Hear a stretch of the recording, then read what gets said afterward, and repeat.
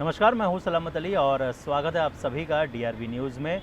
DRV news में लगातार हम चर्चा कर रहे हैं स्कूल फीस को लेकर और जिस तरह से इसको लेकर जो निर्णय लिया जा रहा है उस पर भी हम बात कर रहे हैं। इससे पहले के एक वीडियो में भी हमने एडवोकेट अरविंद तिवारी से आपकी मुलाकात करवाई थी और उन्होंने बताया था कि किस तरह से ये पूरा मामला जो है वो महाराष्ट्र में हाई कोर्ट में चल रहा है और जो सरकार का रवैया था उसका किस तरह का उनका रवैया था, इस पर भी हमने बात की है। हमारे साथ सोशल एक्टिविस्ट और साथ ही साथ नारी सम्मान संगठन की अध्यक्षा सुंदरी ठाकुर जी हमारे साथ मौजूद है, उनसे बात करेंगे और स्कूल फीस को लेकर जिस तरह से महाराष्ट्र में जो पूरा प्रकरण चल रहा है उस पर चर्चा करेंगे।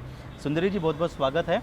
क्या कहना चाहेंगे जिस तरह से ये पूरा मामला चल रहा है? हालांकि जो अभिभावक है वो काफ़ी परेशान है और उन्हें आस है कि उन्हें हाई कोर्ट से और सुप्रीम कोर्ट से न्याय ज़रूर मिलेगा। हालांकि कई बार निराशा उनके हाथ लगी है, लेकिन फ़िलहाल जिस तरह की परिस्थिति है, क्या कहना चाहेंगी?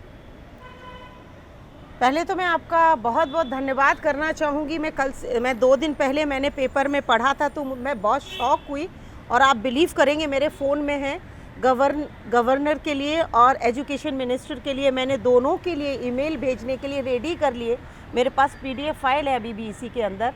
और जब भी मैंने वो पेपर में रात को देखा, मैं सुबह करने वाली थी तो मैंने रात को देखा तो उसमें कि सुप्रीम कोर्ट का ऑर्डर है कि आपको फ़ीस भरनी ही पड़ेगी स्कूल की 100%। वो पेपर भी मेरे पास है, 100% आपको वो फ़ीस भरनी पड़ेगी। 6 मंथ का टाइम दिया जा रहा है, 6 मंथ में वो स्लॉट में आपको फ़ीस देनी पड़ेगी। आई एम शॉक्ड कि मतलब 6 महीने में फ़ीस देनी पड़ेगी, फिर ये साल चालू हो जाएगा, फिर इसकी भी हो जाएगी। तो मतलब लोग, आप बिलीव करें, मेरे ऑफिस में पेपर पे सिग्नेचर विद टेलीफोन के साथ पेरेंट्स होके रखे हैं जी। और आज की आपकी स्थिति आप देख रहे हैं कि मतलब इतनी ख़राब है कि मतलब मैं आपको बयान नहीं कर सकती। मैं 8-9 महीने से मैं जो देख रही हूँ ना, शायद ज़मीन से जो जुड़े लोग हैं जी, विंडो में से, गाड़ी में से दे दिया, चलते में हाथ में दे दिया, उसको इतना नहीं पता है। आपको पता है मैं भी बिल्डिंग में ही रहती हूँ, मैं भी गाड़ी में ही चलती हूँ, लेकिन जितना मेरे आजू बाजू सराउंडिंग बड़े बड़े स्लम हैं तो वो मैंने देखे हार्डली कोई 500 मीटर, कोई 1000 मीटर, कोई 2000 मीटर, इसके दायरे में आधा किलोमीटर में इतने बड़े बड़े स्लम हैं। तो आप ये सोचिए, उनकी स्थिति आप देखिए। लोगों ने इस कोरोना काल में पानी से रोटियां खाई, मैंने आंखों से देखा है जी। सलामत जी, आप बिलीव कीजिए कि मतलब मैं एक अकेली मैं कितना कर सकती हूँ। मैं कोई पॉलिटिशियन नहीं, कहीं से कोई मैं फंड्स नहीं लेती। आज तक एटीजी से लेके हर चीज़ है मेरे पास, मैंने आज तक गवर्नमेंट से 1 रुपया भी नहीं लिया। तो उस वक्त से लेके और आज तक मैं 300 लोग, 250 लोग, 400 लोग को मैं राशन दे रही हूँ पूरे महीने का। लेडीज़ की क्या ज़रूरत है, बच्चे की क्या ज़रूरत है, वो जो चीज़ें, बेसिक चीज़ें हैं जो चाहिए ही चाहिए, नीड, फालतू का नहीं कि मैं कम्बल बांट रही हूँ, मैं चादर बांट रही हूँ। वो आदमी गुजारा कर लेता है घर बंद करके भी बैठा, लेकिन पेट का गुजारा घर बंद करके भी नहीं होता है। तो ये स्थिति है। लेकिन ये जो फीस का मैंने सुना, मैं बहुत शॉक्ड हुई। और जो मैंने कल से मैं देख रही हूँ जो, तो वो कुछ और ही है। लेकिन जो इन्होंने किया है वो गलत किया है कि पेरेंट्स लोग एकदम इतने शॉक्ड में आ गए हैं कि मतलब वो क्या करें, ना तो खाए बन रहा है और ना निगले बन रहा है उनसे। उनका कहना ये है कि मेरे घर में, वो स्लम में रहता है जी, 10 महीने से जॉब पे नहीं है, 4 बच्चे हैं। आप एकदम कम से कम स्कूल का, सभी स्कूलों में, बड़े स्कूलों में तो नहीं, सारे उसी में मिडिल में, तो कम से कम साल का 50,000, वो तो आपको पता, उतना तो मिनिमम है फीस जी। तो अगर 4 बच्चे, वो 2 लाख कहाँ से भरेगा? वो उसका अरेंज करेगा, तब तक ये साल की हो जाएगी जी। तो वो तो ये कहते हैं कि मैडम, हमें तो मरने के अलावा दूसरा रास्ता नज़र नहीं आता। बच्चे अगर घर में बैठे रहते हैं तो उनको देख के तकलीफ़ होती है जी। बच्चे डिप्रेशन में जा रहे हैं कि अगर पैसा नहीं भरा तो शायद हम पढ़ नहीं पाएंगे। तो मतलब उनको कुछ समझ में नहीं आ रहा, वो करें तो करें क्या।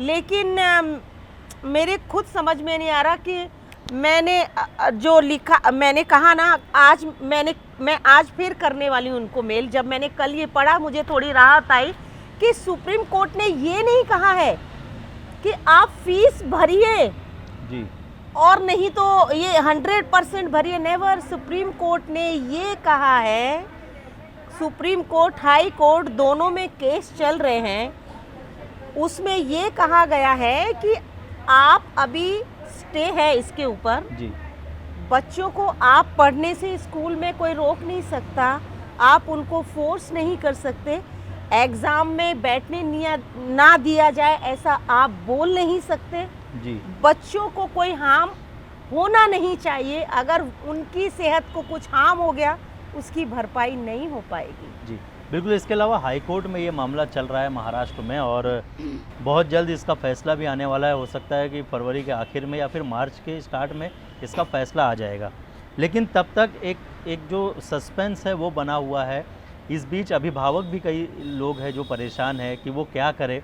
स्कूलों से उन पर प्रेशर किया जा रहा है कि फ़ीस किसी भी हाल में आपको बैठना है, भरना है, वरना आपके बच्चों को जो है वो ऑनलाइन क्लासेस से बाहर कर दिया जाएगा, या फिर जो 10वीं और 12वीं के छात्र हैं उन्हें फॉर्म नहीं दिया जा रहा है। तो इस सभी मामले में हालांकि हाई कोर्ट ने भी ये स्पष्ट किया है, सुप्रीम कोर्ट ने भी स्पष्ट किया है कि इस तरह के फैसले स्कूल नहीं ले सकती है, लेकिन फिर भी कई सारे स्कूलों में हो रहे हैं। इसको आप किस तरह से देखती है, और ख़ुद आप समाज सेविका है तो किस तरह से इस पर काम करने वाली है?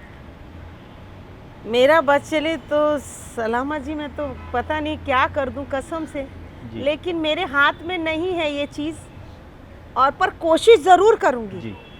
कोशिश में तो आपको पता है कि हम कमी नहीं रखते हैं, हो या ना हो वो ऊपर वाले की इच्छा, लेकिन हम कोशिश ज़रूर करते हैं और करते रहेंगे, आखिर तक करते रहेंगे, क्योंकि हमने ये बीड़ा उठाया है कि जिसको वाकई ज़रूरत है उसके लिए हम हमेशा खड़े रहेंगे और खड़े रहते हैं। इंटरनेशनल स्कूल हैं जो, उनका कहना है ये हमारा दिल्ली बोर्ड है, पेरेंट्सों से मीटिंग में बुला के कहा गया है जी, मगर कैसा है पेरेंट्स सामने नहीं आएंगे जी, कि ये नहीं कहेंगे क्योंकि बच्चों को पढ़ाना है, और मेरे जैसा हो तो सामने भी आ जाए, पढ़ाना ऐसा नहीं है जी, मैं आपको पैसा दे रही हूँ। ये तो एक ऊपर वाले का कहर है ना, जो ये नौबत आ गई है। मिडिल क्लास तो ये भी नहीं कह सकता कि मैं भूखा हूँ। बिल्कुल। मिडिल क्लास आदमी, स्लम का आदमी मांग सकता है, लेकिन मिडिल क्लास आदमी तो ये भी नहीं कह सकता कि मैं आज भूखा बैठा हूँ, मेरे बच्चे भूखे बैठे हैं जी। उसकी जुबान ही नहीं खुल रही है, और वो सबसे ज़्यादा मर रहा है। तो मतलब ये जो भय भर दिया है ना जी, स्कूल का कि फीस 100% भरनी पड़ेगी, इससे लोग बहुत आहत हुए हैं। और जबकि मैंने वही कहा कि supreme court, high court direct ऐसे कैसे ऑर्डर कर सकता है जी। इतना तो मतलब कभी सुना नहीं है, और वो जी। भी बच्चों के लिए, मतलब तो मैं बहुत शॉक्ड हुई थी, लेकिन कल से जब देखा तो बहुत राहत मिली है कि नहीं, अभी भी हमें गुंजाइश है लोगों से लड़ने के लिए और लोगों को फेस करने के लिए। सो हम ज़रूर करेंगे। एजुकेशन मिनिस्टर वर्षा गायकवाड़ जी से मैं ज़रूर मिलने जाऊंगी, अपने गवर्नर जी से मैं मिलने जाऊंगी। और ये स्कूलों की जो अति हो गई है ना, मैं ये नहीं कह रही, लेकिन आप ये देखिए ना, इंसान का बनाया हुआ नहीं, ऊपर वाले का है जी। इसमें किसी के हाथ की नहीं, कोई सरकार के हाथ की नहीं, सरकार कुछ नहीं कर सकती है जी। वो तो ऊपर वाला कहाँ, सरकार की वजह से कुछ हो तो हम भाई सरकार को बोले कि सर आपने करना है, ये आपकी वजह से हुआ है। लेकिन हाँ, ये चीज़ हम उनसे हम गुहार कर सकते हैं कि जो अत्याचार लोगों पे हो रहा है उसे आप सर उसका समाधान निकालें।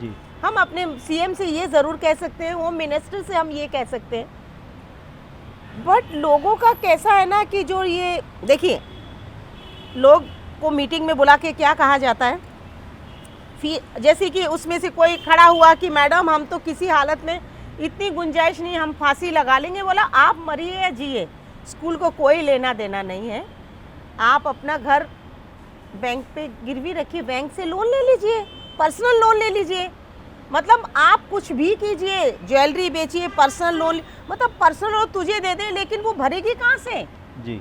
तो जो घर है मतलब वो भी बिकवाने के चक्कर में स्कूल है जी। तो मतलब ये क्या हो रहा है। मैं महाराष्ट्र सरकार से, मैं अपने महाराष्ट्र में रहती हूँ, मैं अपने स्टेट को कह सकती हूँ जी। मैं मोदी जी को इसके लिए नहीं कहूँगी, बाद में कहूँगी, मेरी अगर सरकार कर देगी ना तो मैं मतलब सेंट्रल के लिए भी लड़ूंगी। जी मैं मेरी सरकार से मैं मेरा करवा लूं तो मैं सेंट्रल में भी दम भरूंगी कि मेरी सरकार ने किया ना, जी तो आप कैसे नहीं कर सकते। तो मैं अपनी सरकार से, महाराष्ट्र सरकार से, उद्धव जी से एंड देशमुख जी से ये कहना चाहूँगी कि सर, आपने इतने अमेंडमेंट लाए हैं, 19 जनवरी को जो आपने शक्ति अमेंडमेंट लाया है, सुपर एंड डुपर, वो तो मैंने आपसे कहा सुपर एंड डुपर, मैं 10 साल से वो जो चीज़ बोल रही थी वो आप लोगों ने की। तो सर मैं ये चाहती हूँ कि प्लीज़ सर, इस पे कुछ, मैं ये नहीं कह रही कि आप बिल्कुल ख़त्म कर दीजिए जी, लेकिन 50% तक आ गया ना तो कहीं तक राहत हो जाएगी। जी। नहीं तो सर कोरोना से बच गए हैं, इससे नहीं बचेंगे। इसके अलावा हालांकि अभिभावकों से भी जब बात होती है तो उनका भी यही मानना होता है कि 0% फीस जो है उन्हें नहीं चाहिए। उन्हें चाहिए कि, क्योंकि वो लोग स्कूल की भी परेशानी समझ रहे हैं, स्कूल में टीचर्स है, स्कूल में स्टाफ्स है, उनकी भी सैलरी निकलनी है, तो कहीं ना कहीं अभिभावक भी ये चाहते हैं कि कुछ बीच का रास्ता निकले। बीच का रास्ता देखिए ऐसा है, बीच का रास्ता मैंने बोला ना 50% बीच का रास्ता है। आज तक देखिए 15%, 20%, 25% हर डिपार्टमेंट ने दी है। मैं स्कूल के ऊपर नहीं बोल रही जी। हूँ, ऑल डिपार्टमेंट की बात कर रही हूँ। जो डॉक्टर गवर्नमेंट के कर रहे थे ना, जो डे एंड नाइट जिंदगी मौत से लड़ रहे थे, उनको भी गवर्नमेंट ने 50% सैलरी 40% दिए। Can you imagine? जो जिंदगी और मौत, अपना घर छोड़ के, सब कुछ छोड़ के वो घर वापस जाएंगे कि नहीं, गाड़ी में बैठ के रो रहे हैं, बच्चे दूर से देख के रो रहे हैं, वो जो देखा है ना वो बयान नहीं हो सकता जी। तो उसको तो हम कह ही नहीं सकते। जब उन लोगों की फीस उनका कटी हुई है जी, तो फिर ये स्कूल कौन सी बड़ी चीज़ है, और स्कूल को क्या नुकसान है मुझे बताइए। 50% मिलेगा आपको, एकमात्र पूरे महाराष्ट्र में मुझे लग रहा है अजय कौल ने, जी, जो हमारे एरिया वर्सोवा के अजय कौल हैं, सिर्फ उन्होंने 3000 बच्चों की, शायद 3 महीने की या 3 महीने की है शायद, या कि 1 महीने की, कुछ ऐसी फीस एक बंदे ने की है, किसी को कोई फर्क नहीं पड़ा, कान में तेल डाल के बैठे हैं जी, किसी ने पहल इसीलिए की ना, मैं जैसे पहल कर रही हूँ कि कोई और लोग भी बोले, जी, अजय कौल ने ये पहल की है। 3000 बच्चों की 3 महीने की फीस माफ की है। जी, तो ये स्कूल कोई नहीं कर सकते, कॉलेज कोई नहीं कर सकते। आपने 25%, 20%, 15% दिया है तो आपको 25% बच रहा है ना। आपका जो डैमेज हुआ है, साफ सफाई आप मत खाइए ना। एक साल आप नहीं खाएंगे, क्या फर्क पड़ जाएगा, आप जी। मुझे बताइए। जी, मुझे नहीं समझ में आ रहा कि इनका क्या होगा स्कूल वालों का। रीजन वो भी है ना, गुहार कहाँ लगाऊं। जी। इसके अब आप अलावा- समझ ही रहे हैं ना, जी, गुहार कहाँ लगाऊं। बिल्कुल। उसमें हमारे पॉलिटिशियन के भी बहुत स्कूल हैं, जी, तो मतलब वहाँ आके थोड़ा रुक जाता है। मगर मैं ये अपनी सरकार से ज़रूर कहूँगी, मैं निवेदन करूँगी, मेरा कोई मोटिव नहीं, मेरे बच्चे स्कूल नहीं पढ़ते, वो बड़े हो गए, वो जॉब पे हैं, वो कोई नहीं करते, बिजनेस करते हैं, वो कोई नहीं स्कूल जाते हैं। लेकिन मैं पब्लिक के लिए महाराष्ट्र गवर्नमेंट से ये विनती और रिक्वेस्ट करूँगी, मेरी अगाड़ी सरकार से। मैं तो कहती हूँ शरद पवार जी को भी मैं ये कहूँगी कि सर, आप जिस दिन ये आवाज़ अब खोल दीजिए, अपना आवाज़, जी। आपने आवाज़ खोल दी ना, कहानी ख़त्म हो जाएगी। एक बार आप आपके मुंह से कह दीजिए कि फीस 50% एंड 50% होगी एंड होगी। जी, बिल्कुल। इसके अलावा जाते जाते अभिभावकों से और साथ ही साथ स्कूल प्रबंधन जो है उनसे क्या अपील करना चाहेंगे? मैं उनसे भी यही हाथ जोड़ के अपील करूंगी, मेरी उनसे कोई दुश्मनी नहीं है। जी, मैं पब्लिक के लिए कर रही हूँ, उनसे भी पब्लिक के लिए कह रही हूँ कि प्लीज़ कुछ सोच लीजिए। ये भगवान का दिया हुआ था प्रकोप, इसे आप भी समझिए कि ये भगवान ने किया है, इसलिए ये चीज़ें हुई हैं, तो इसको आप भी मान लीजिए तो ज़्यादा बेटर रहेगा कि 50% कर दीजिए। मर जाएंगे लोग कसम से, क्या करेंगे आप स्कूल खोल के? आपके भी परिवार है, सब हैं, दुआएं ले लीजिए, दुआओं का काम है। मैं तो आपसे कह रही हूँ ना, मेरे को कभी कोई तकलीफ़ नहीं, कुछ नहीं, नेवर, लेकिन मैं फिर भी पब्लिक की ब्लेसिंग लेती हूँ। और उसकी वजह से बहुत खुश रहती हूँ। बच्चे खुश हैं। कम कमाना है लेकिन सुकून से कमाना है और इज़्ज़त और रिस्पेक्ट से कमाना है। ये तो समझो आप दान दे रहे हैं। जी। हम आपसे ये नहीं कह रहे आप पैसे दे दो, ये आप अपने लिए आगे पुण्य कमा रहे हैं। तो सभी मैं तो स्कूल कॉलेज से ये रिक्वेस्ट करूँगी 50% कर दी जाए, तो कहीं नहीं तो लाशों के सच में कह रही हूँ ढेर लगेंगे। जी बिल्कुल, जिस तरह से सुंदरी ठाकुर जी ने अपील की है, ज़ाहिर है कि लोगों को, अभिभावकों को और साथ ही साथ स्कूल प्रबंधन को इस पर ध्यान देना चाहिए और कहीं न कहीं एक ऐसा रास्ता निकालना चाहिए जिससे न स्कूल प्रबंधन को नुकसान हो और ना ही अभिभावकों को नुकसान हो, ताकि जो अभिभावक है, जो परेशान है, जो स्कूल फ़ीस नहीं दे पा रहे हैं और अपने बच्चों के भविष्य के बारे में सोच रहे हैं, उन्हें कुछ न कुछ हल जो है वो मिल पाए। फिलहाल सुंदरी जी हमारे साथ जुड़े हुई थी। सुंदरी जी, आपका बहुत बहुत शुक्रिया इन तमाम बातचीत में शामिल होने के लिए। हमारे इस खास पेशकश में फ़िलहाल बस इतना ही। तो मुझे यानी सलामत अली और मेरी पूरी टीम को दीजिए इजाज़त, लेकिन जाते जाते इस चैनल को लाइक, शेयर और सब्सक्राइब करना ना भूलें।